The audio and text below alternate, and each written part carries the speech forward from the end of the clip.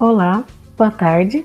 Meu nome é Marina, eu sou estudante de medicina e eu faço parte do grupo Viver Fito, que é um grupo de extensão da Universidade Federal de Rondonópolis. Hoje nós vamos falar sobre as plantas medicinais, com relação mais especificamente aos agentes anti-inflamatórios e algumas doenças respiratórias que a gente pode ter durante a nossa vida. Então, para dar uma explicadinha aqui no começo, a nossa respiração funciona assim: o nosso ar entra pelo nariz e vai parar no nosso pulmão, que é responsável por fazer nossas trocas gasosas e manter a gente vivo respirando. A nossa unidade básica de respiração é essa estrutura aqui, que se chama alvéolo pulmonar.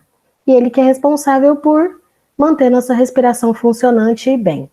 Por algum motivo, quando a gente é acometido por uma doença, tanto por vírus quanto por bactéria principalmente, esses alvéolos ficam congestionados. Então, as bactérias ou os vírus, eles podem criar um acúmulo de secreção, de catarro, né, mais facilmente falado, e isso pode tampar os nossos alvéolos e eles ficam assim, ó, todo vermelhado por volta e cheio de secreção, cheio de catarro, e isso dificulta a nossa respiração, dá tosse, a gente fica cansado.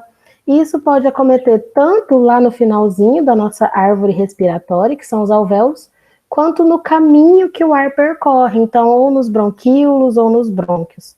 Eles deveriam ter um espacinho para o ar passar. E quando a gente fica acometido por essas doenças que ou produzem secreção, ou o nosso corpo produz uma secreção como resposta, isso diminui a nossa área de respiração, então a gente apresenta os principais sintomas respiratórios aí. Aí o nosso pulmãozinho tá aqui, todo doente, cheio de catarro, tossindo, cansado. E o que a gente pode fazer quando ele tá chorando, quando ele tá triste, assim, quando ele precisa de uma ajuda? Então, hoje nosso assunto vai ser sobre plantas medicinais e preparos que a gente pode fazer para o nosso pulmãozinho ficar melhor e a gente conseguir colocar para fora esse acúmulo de secreção, conseguir diminuir a tosse e a irritação que provoca na nossa garganta, no nosso peito, né, no nosso pulmão. Então, a primeira e talvez mais conhecida planta que funciona com relação à expectoração, né, ao descongestionante nasal, seria o eucalipto. Então, o eucalipto ele age contra a inflamação, principalmente dos pulmões, e ele tem uma função de expectorar e descongestionar esse trânsito respiratório. E ele pode ser indicado para gripe, para resfriado, para tosse, para eliminar esse catarro que incomoda tanto a gente. E como a gente já tinha visto nos nossos vídeos anteriores, ele pode ser usado tanto na forma de xarope, quanto inalação, que é o mais famoso, né? Ou então por infusão de folhas, e além disso deixa um cheiro maravilhoso no ambiente. Outro bastante famosão e que muita gente usa é o alho, que ele tem uma função de diminuir a quantidade de micro-organismos dentro do nosso próprio corpo, então uma função antimicrobiana e uma função antisséptica e expectorante, então ele ajuda a colocar para fora também. Ele é indicado então nos casos de dor de garganta, irritação dessas vias aéreas, bronquite e além de outras doenças respiratórias. E ele pode ser utilizado puro, né, que seria o dente de alho, ou então fazendo um chá ou um xarope. Muita gente faz uma mistura de alho com mel, limão, né, e funciona bastante. Outro bastante comum, que todo mundo tem em casa, seria a cebola. Ela também tem essa função de matar os micro-organismos que estão causando a nossa doença. E ela tem uma função antialérgica também. Ela pode ser usada em casos de tosse, de gripe, de resfriados. E para usar a cebola pode ser também tanto chá, quanto xarope ou quanto tintura. O limão, funciona para várias coisas, né? Além de ser rico em vitamina C, ele tem uma função antisséptica, então ele ajuda na nossa proteção do corpo contra esses micro-organismos todos. E ele é indicado tanto para dor de garganta, quanto para resfriados, quanto para alergias.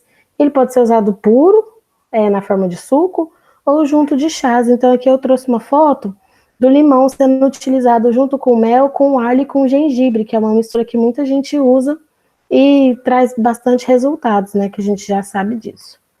Outro seria o guaco, que é uma planta medicinal com uma ação broncodilatadora, ou seja, Serve para dilatar o caminhozinho, os brônquios, né, por onde o ar passa, então funciona, melhora a nossa respiração, além de ajudar a colocar para fora aquelas secreções todas que estão incomodando a gente.